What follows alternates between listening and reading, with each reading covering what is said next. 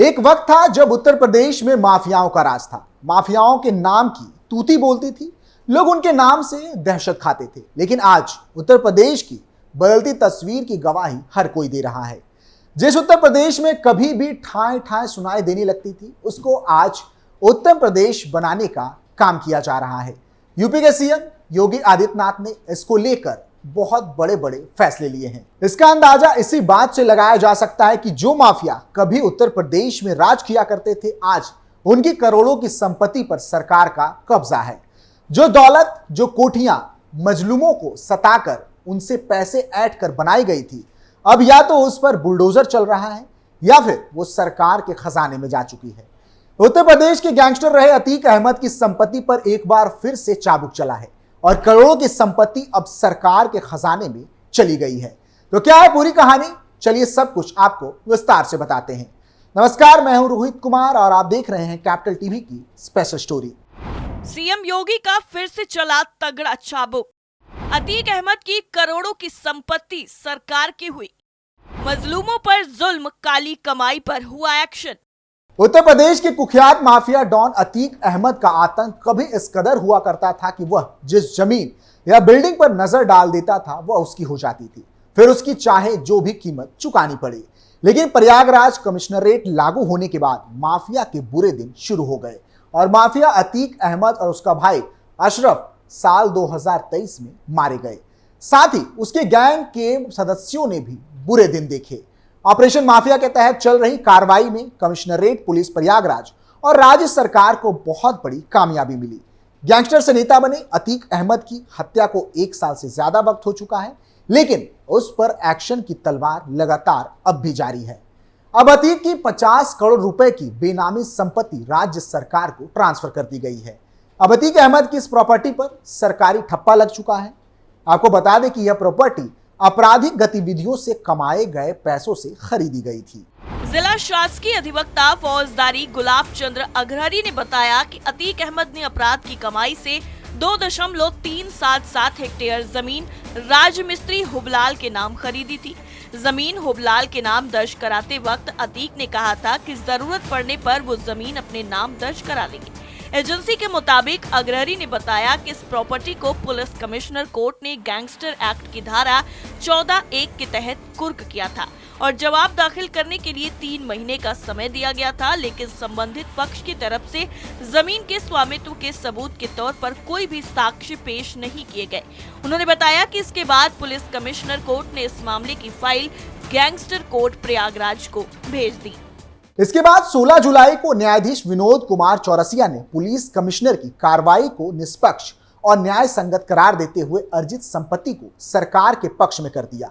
Police के मुताबिक अतीक अहमद के खिलाफ गैंगस्टर एक्ट के तहत दर्ज मुकदमे की जांच के दौरान पता चला कि एयरपोर्ट थाना क्षेत्र में हुबलाल के नाम से उसकी संपत्ति है। पूछताछ में हुबलाल ने बताया कि अतीक ने 2015 में उसे धमका कर यह जमीन अपने नाम कर ली थी।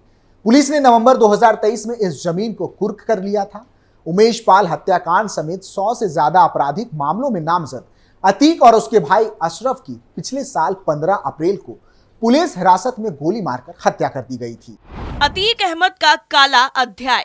अतीक अहमद की कहानी का आगाज साल 1979 से होता है। उस वक्त इलाहाबाद के चकिया मोहल्ले में फिरोज अहमद का परिवार रहता था, जो तांगा चलाकर परिवार का गुजर बसर करता था। फिरोज का बेटा अतीक हाई स्कूल में फेल हो गया था। इसके बाद पढ़ाई लिखाई से उसका मन हट गया। उसे अमीर बनने का चस्का लग गया, इसलिए वो गलत काम धंधे में पड़ गया और रंगदारी वसूलने लगा। महज 17 साल की उम्र में उसके सिर हत्या का आरोप लग चुका था। उस समय पुराने शहर में चांद बाबा का दौर था। पुलिस और नेता दोनों चांद बाबा के खौफ खाते थे, लिहाजा अतीक अहमद को पुलिस और नेताओं का साथ मिला। लेकिन आगे चलकर अतीक अहमद चांद बाबा से ज्यादा खतरनाक साबित हुआ। गेस्ट हाउस कांड में अतीक अहमद का नाम। अतीक अहमद का नाम जून 1995 में लखनऊ में हुए गेस्ट हाउस कांड के मुख्य आरोपियों के रूप में हुई, जिन्होंने मायावती पर हमला किया था। मायावती ने गेस्ट हाउस कांड के कई आरोपियों को माफ कर दिया था, लेकिन अतीक अहमद को नहीं बख्शा गया।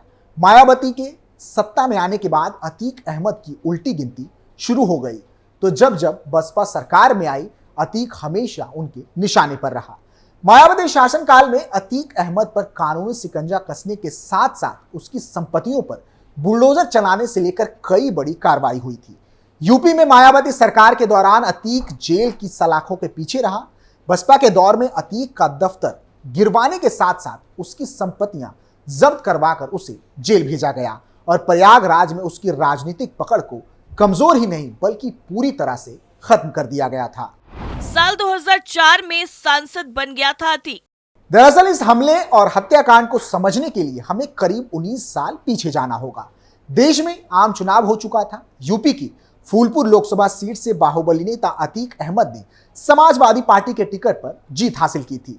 इससे पहले अतीक अहमद इलाहाबाद पश्चिम विधानसभा सीट से विधायक थे, लेकिन उनके सांसद बन जाने के बाद वो सीट खाली हो गई थी।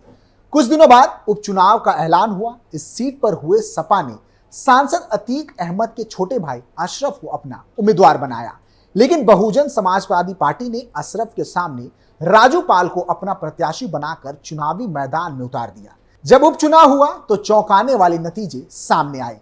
बसपा प्रत्याशी राजू पाल ने अतीक अहमद के भाई अशरफ को हरा दिया था।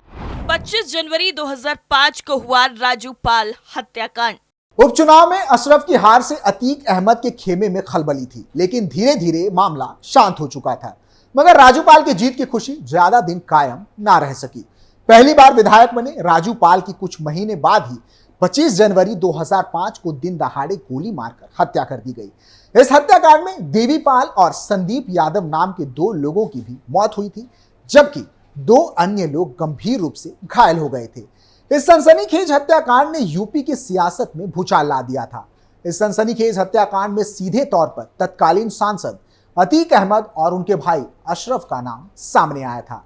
दिन दहाड़े विधायक राजू पाल की हत्या से पूरा इलाका सन्न था। बसपा ने सपा सांसद अतीक अहमद के खिलाफ धावा बोल रखा था।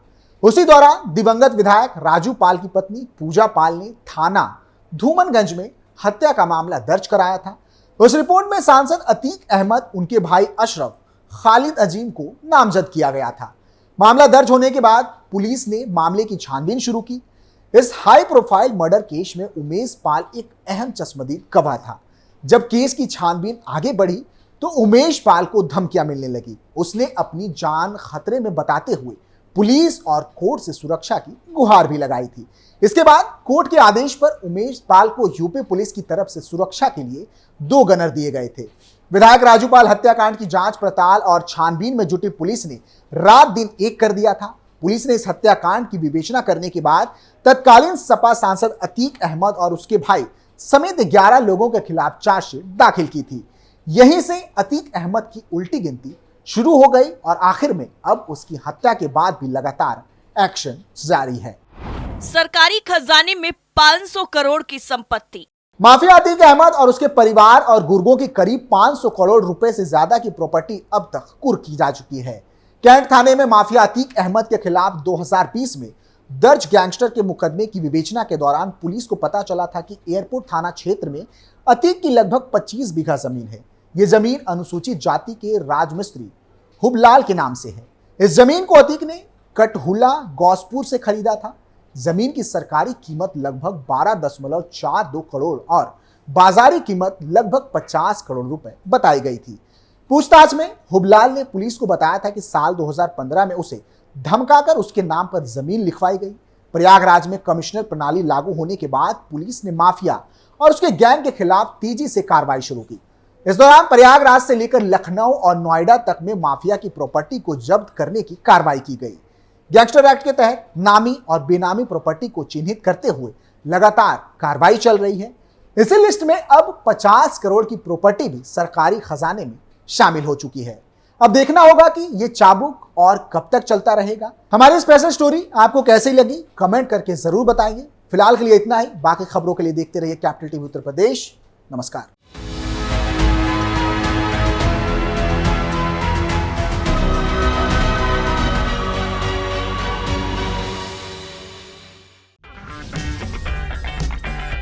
अगर आपको हमारा वीडियो पसंद आया हो तो इसे लाइक करें, हमारे चैनल को सब्सक्राइब करें और हाँ, बेल आइकन दबाना ना भूलें ताकि आप तक हमारे वीडियो की नोटिफिकेशन पहुंचती रहे।